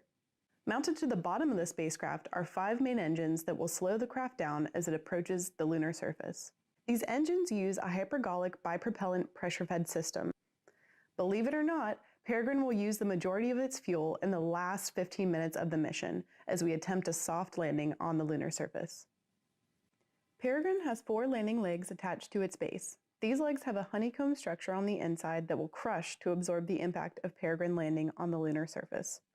Peregrine is designed for an autonomous landing. That means it will use complex computing and a suite of sensors instead of human pilots. There are 2 antenna relays and a high-power transponder to relay communications between the spacecraft and the Astrobotic team. The relay will connect Peregrine with NASA's Deep Space Network, or DSN, utilizing the same dishes that communicate with the James Webb Space Telescope as well as other historic missions. And the last major feature of Peregrine is something you can't see. It's the hundreds of people who have worked on, tested, and gotten the spacecraft to the launch pad today. A shout out to the team we like calling the Astrobots, and a shout out to our payload customers who are sending their items to the moon with us. Your continued commitment to science and lunar exploration is important for humanity. The Peregrine lunar lander has 20 pieces of cargo called payloads aboard. You can find the full manifest on Astrobotic's website, but here is a look at a few of the payloads. IRIS rover. This is a student-built rover with a mission to take photos and send them back to Earth as it drives across the lunar landscape. Once Peregrine lands on the moon, IRIS will deploy to the surface to begin its mission. And here we have another Carnegie Mellon University payload called Moonark. Moonark is seen as a cultural museum to the moon. Comprised of 4 independent chambers and weighing a combined total of 10 ounces, it contained hundreds of images, poems, music, nano-objects, and earthly samples. Next, we have Colmena, a fleet of micro-rovers and the first Latin American scientific instrument ever sent to the moon. Consisting of 5 small rovers, it will demonstrate a coordinated moon exploration. Lastly, we have the DHL Moonbox. Former astronaut Richard Garriott and thousands of others from around the world have sent small mementos to link life's meaningful moments with our nearest celestial neighbor. Now, this is just a snippet of the 20 payloads aboard Peregrine. Again, you can find the full list on Astrobotic's website. Now back to Megan. We are now less than 10 minutes away from Peregrine separation, so let's get back over to the ULA team and Amanda Sterling to take us through that. Thanks, Megan, and thanks to those of you who are still following mission progress of ULA's Vulcan Cert-1 flight. For those who are just tuning in, I'm Amanda Sterling, and I'm here at ULA's Advanced Spaceflight Operations Center at Cape Canaveral Space Force Station in Florida. ULA's inaugural Vulcan rocket lifted off on its first flight test at 2:18:38 a.m. Eastern, and all systems continue to operate nominally.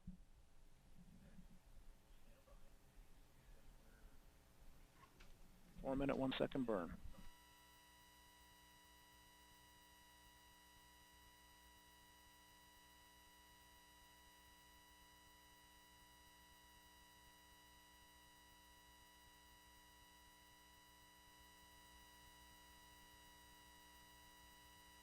And we've begun pressurizing the propellant tanks in preparation for second burn.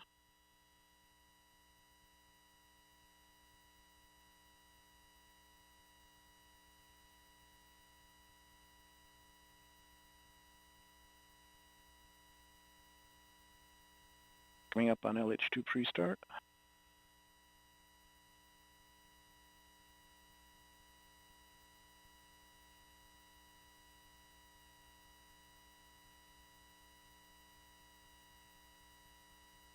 LH2 pre-start.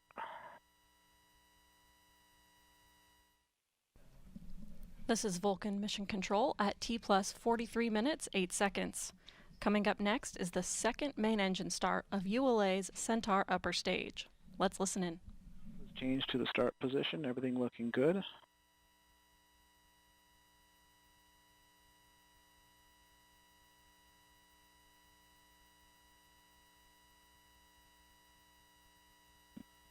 About 15 seconds to mess.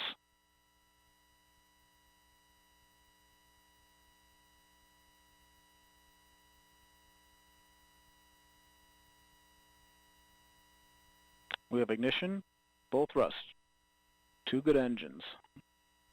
Everything looking good.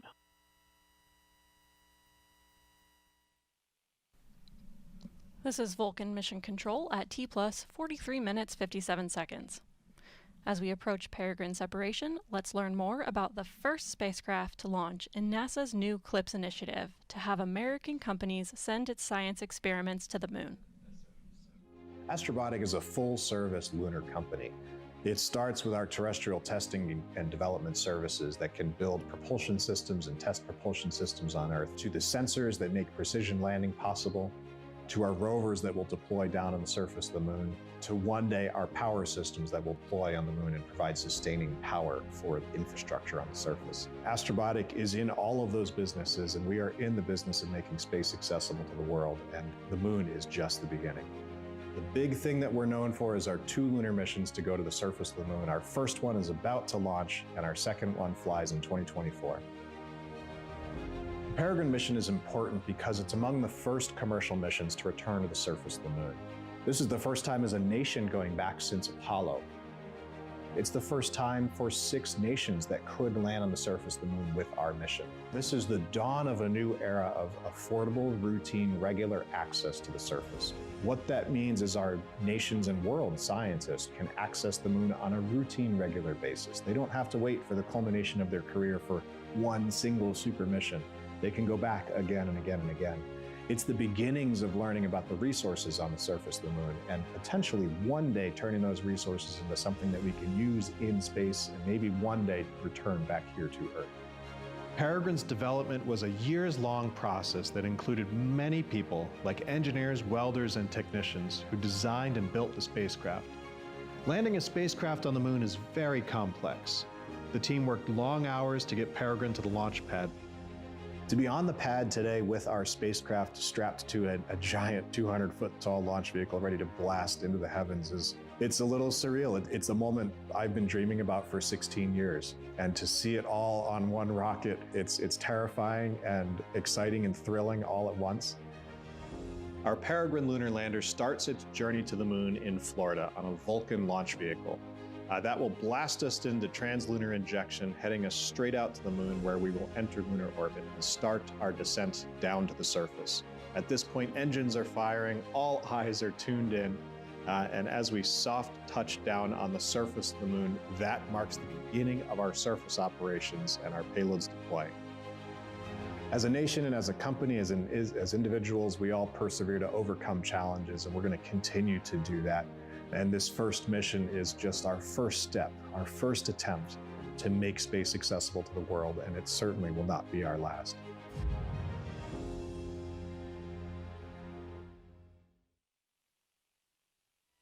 Pressures.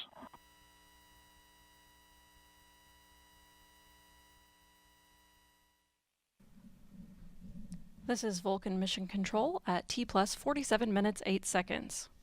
We're a few seconds from the second main engine cutoff. Here's Rob Gannon. 30 seconds to nominal MECO.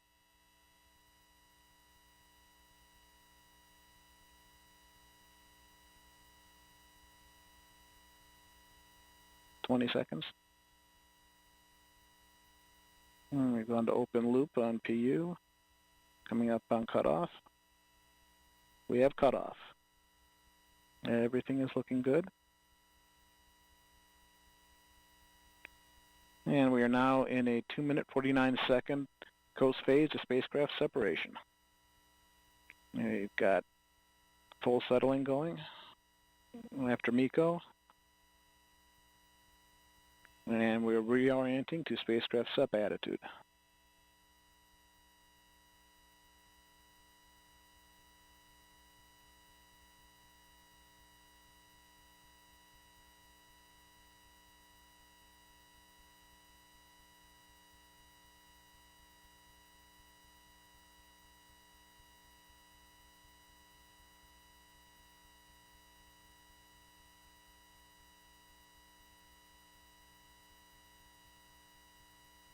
And continue to maneuver to our MES-2 attitude.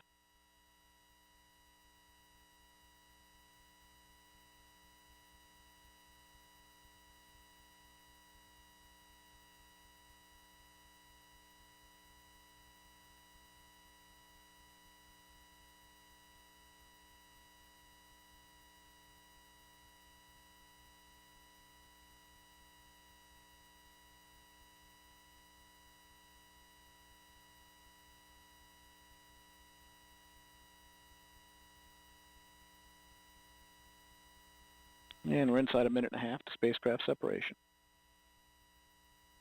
Body rates are nulling out.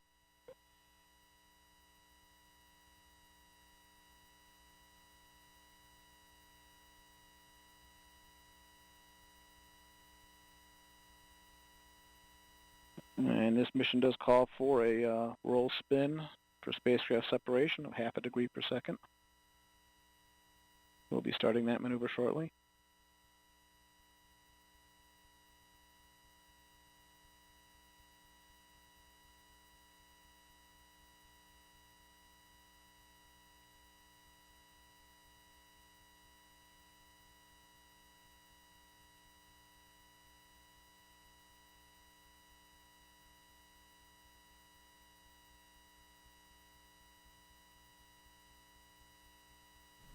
This is Vulcan Mission Control at T plus 50 minutes 10 seconds. Vulcan has executed all mission events expected, and we are now approaching delivery of the Astrobotic Peregrine commercial lunar lander into a highly elliptical orbit, more than 220,000 miles above Earth to intercept the Moon. Let's return to flight commentator Rob Gannon as we approach separation. We are spinning down.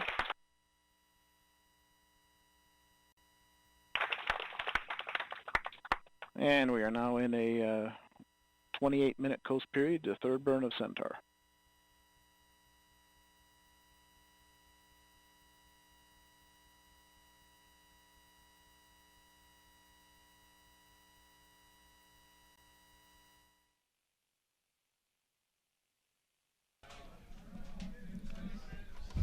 This is Vulcan Mission Control at T plus 51 minutes 6 seconds.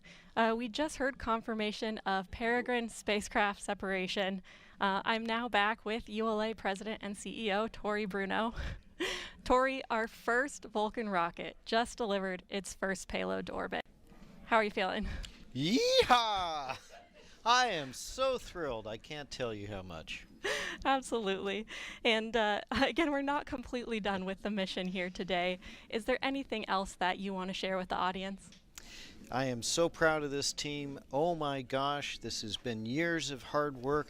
So far, this has been an absolutely beautiful mission back to the moon and off to our next burn, where we will do our final payload deployment to that heliocentric orbit for the memorial.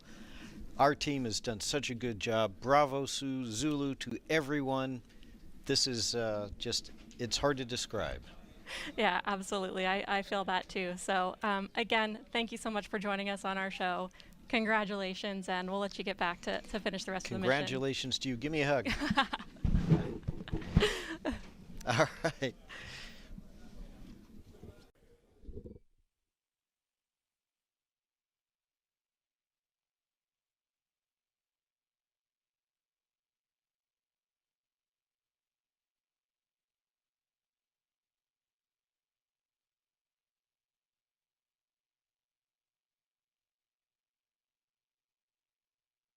Minutes 40 seconds. Time, we're going to pass the broadcast back to the NASA team to continue mission coverage. We'll be joining back in as we approach the final engine burn. Over to you, Megan. Thank you, Amanda, and well done, ULA team.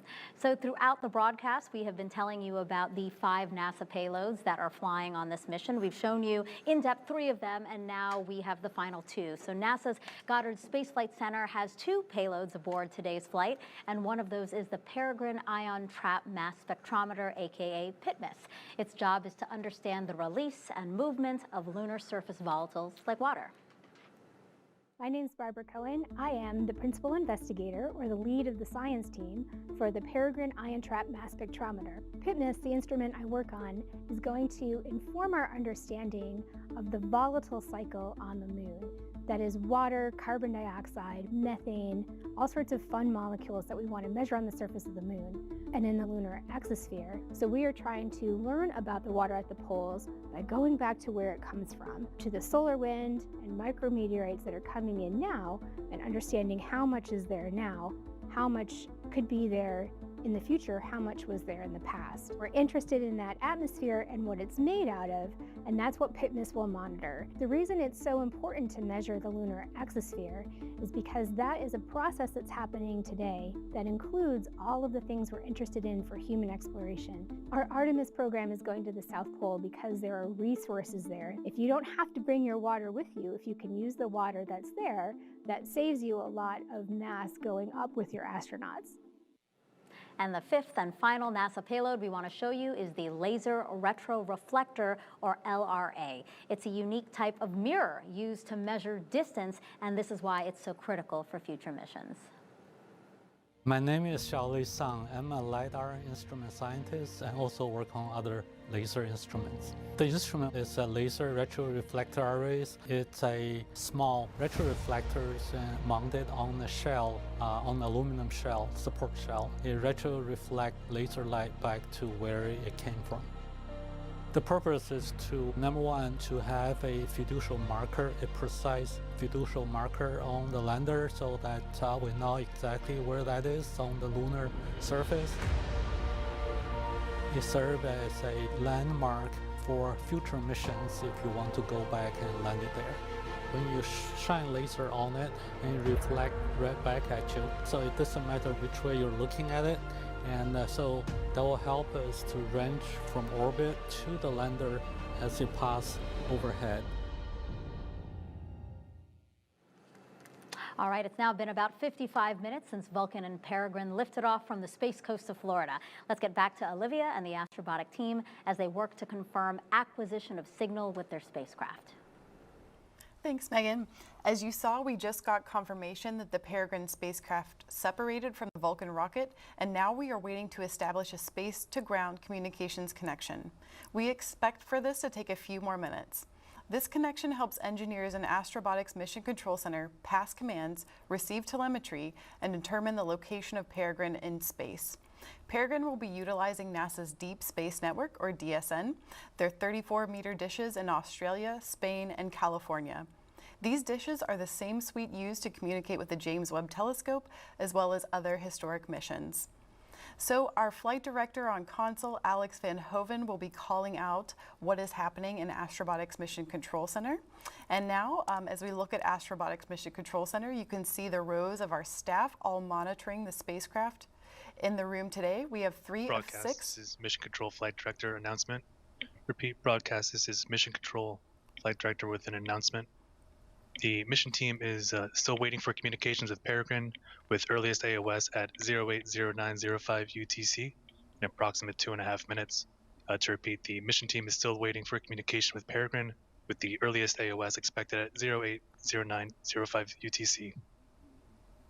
And folks, that was Alex Van Hoven, our flight director on console. He is calling out UTC times, or sort of space times, and we're waiting for that acquisition of signal with the Peregrine spacecraft. Correction, earliest AOS at 0818 UTC. Earliest AOS at 0818 UTC.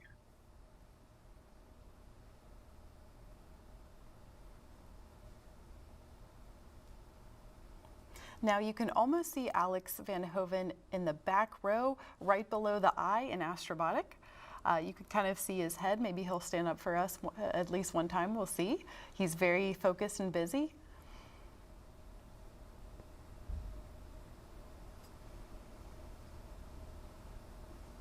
Today we have 3 of 6 flight directors on console for launch.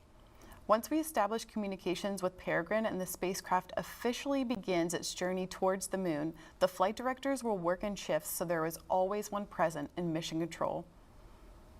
I would ask them to all give a wave, but they're definitely laser focused on their screens, checking up on the spacecraft. Now Alex, he's giving us those live updates, and he is also senior aerospace engineer, and he oversaw the development of Peregrine's in-flight procedures. He developed his flight expertise as part of NASA's Goddard Space Flight Center.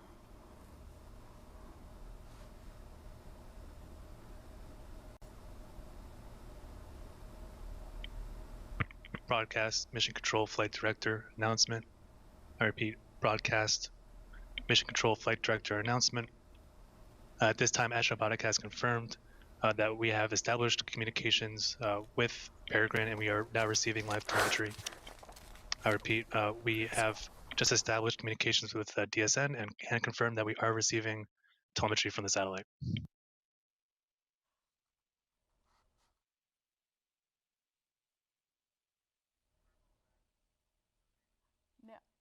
Now confirming, my goodness, we have received signal with the Peregrine spacecraft and we are communicating it with it here on Earth. You just heard it from Alex. The team will begin sending commands to Peregrine to continue its journey to the lunar surface. What an incredible day. Now, thank you so much for continuing to tune in with us to watch this historic launch of Astrobotic's Peregrine lunar lander on its journey to the moon. I'm Olivia Chapla with Astrobotic, and it is such a happy day for Astrobotic. I'm kind of speechless. So back to Megan at the hostess. Thank you very much. Hey, congratulations, Olivia. I know that must have been really nerve-wracking to see such a big moment and it being finally here. So congratulations to her and the rest of the team. And actually right now here with me, I have Andy Jones, and he is the Director of Landers and Spacecraft for Astrobotic. And Andy, I saw you were over off the camera, but I saw you go, yes, as soon as we confirmed acquisition of signals. So talk us through that. How are you feeling? Relieved, more than anything else relieved. I mean, getting communication is just so important to everything else we want to try and do. So now I can start enjoying the moment, enjoying the excitement of getting into space. Yeah, at least you didn't have to wait long. You know, there was a window, right? We got it right at the beginning of the possible window. So just a credit to all the great work the team has done to actually get it, to acquire it so fast. Yeah. It's just a brilliant set of machine, brilliant people working on it. So yeah, very proud. Yeah, what would you say to the team? You know, again, I know that you guys have been working on this for years. What would you say to them as it culminates in this moment right now? Get back to work. No. Not even going to give them a break. Okay, we're hard-working folks at Astrobotic, guys. No, extremely proud. The team should be extremely proud of themselves. It's been a fast road, a lot of setbacks, a lot of ups, lots of downs. The team took everything in their stride and, as you can see, achieved remarkable things. So proud of everybody, what they've done. Inspirational to everybody. Yeah. And what's next for Astrobotic and NASA? You know, it seems like we're going back to the moon for a second time, huh? It is. So once obviously successful completion of this mission, we have Griffin, which takes the Viper rover to the moon late 2024. Following that, we have as early as 2026, a tipping point where we do a demonstration of power transmission across the lunar surface. And also Astrobotic is part of the national team led by Blue Origin to take humans back to the moon.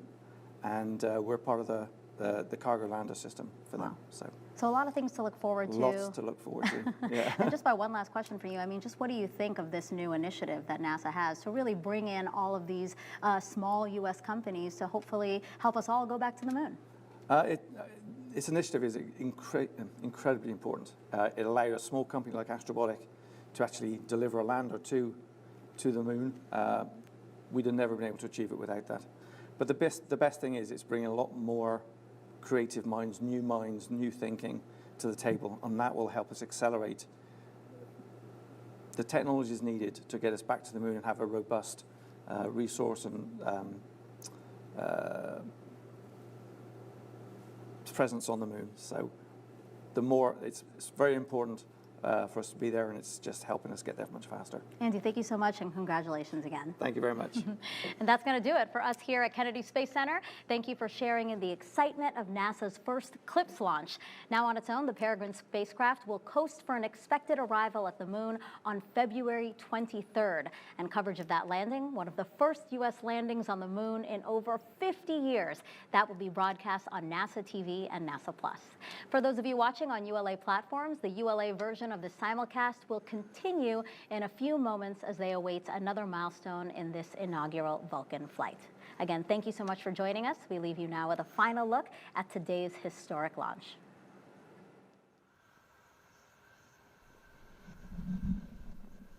T-minus 10. No. Engines operating normally. 2 good SRBs, hitting peak pressure on the SRBs.